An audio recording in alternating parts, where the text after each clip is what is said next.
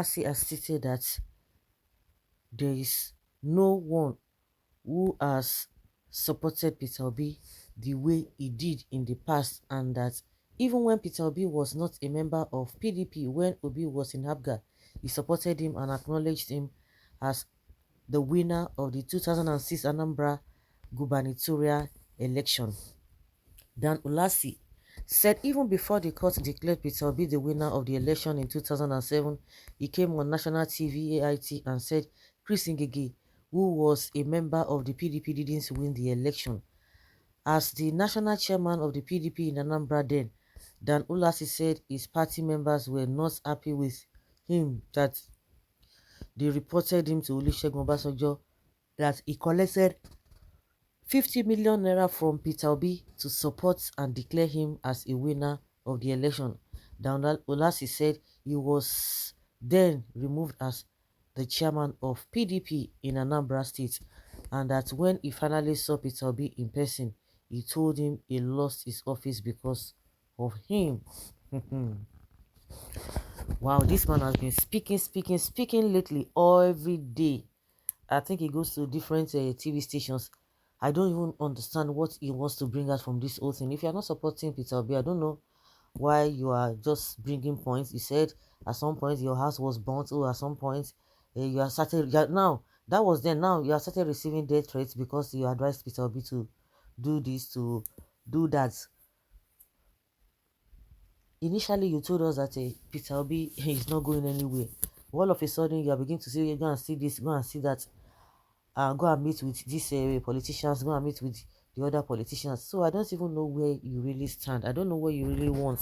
You supported Obi before, and now you are saying many things, contradictory statements left, right, and center. I don't understand. I don't understand this man. Because now, if you see from his body language, he's beginning to have a kind of a change, beginning to have a change of mind, because when he started, that was not what he did. Even the same Umahi too. A lot of people say, "Oh, we are not going. We should not even trust this man because at the end of the day, what does he really want? What does he really want at the end of the day?" The man prefers to sit on the fence so he can easily claim that he has been obedient all along when the chips are finally down. But unfortunately, he's too old for these childish tricks. Just like I said, from the beginning, he never even supported Obi in the first place. He was even telling us that any vote for Obi is going to be helping APC and Tinubu. Now you are saying, go and see Igbo politicians. Oh, that you believe that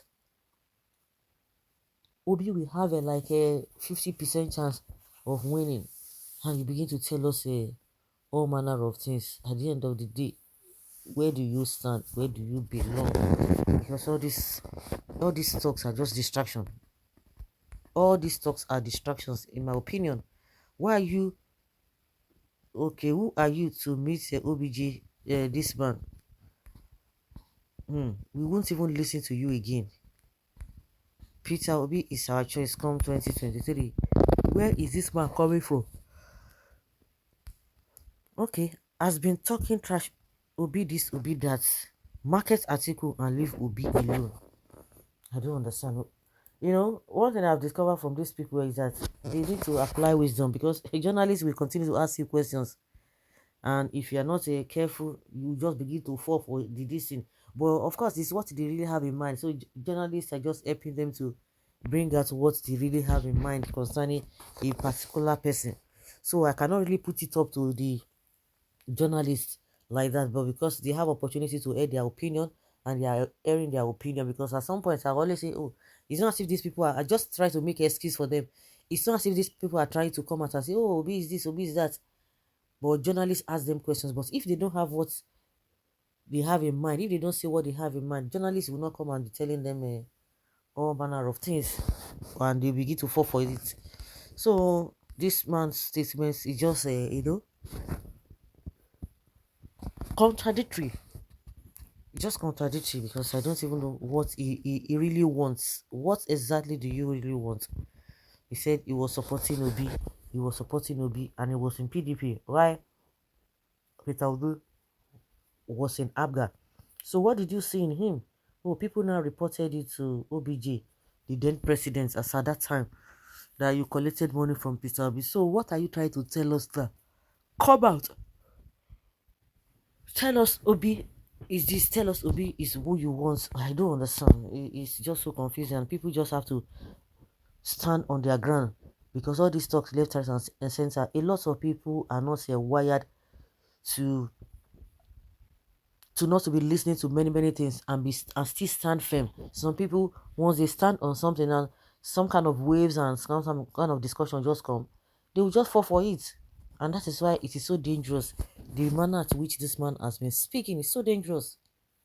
Really, really dangerous. Some people are not firm in their decision, while some people are really firm.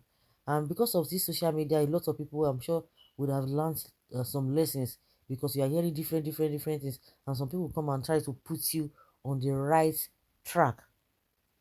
Because initially it started from like there's no no going forward. There's no go area.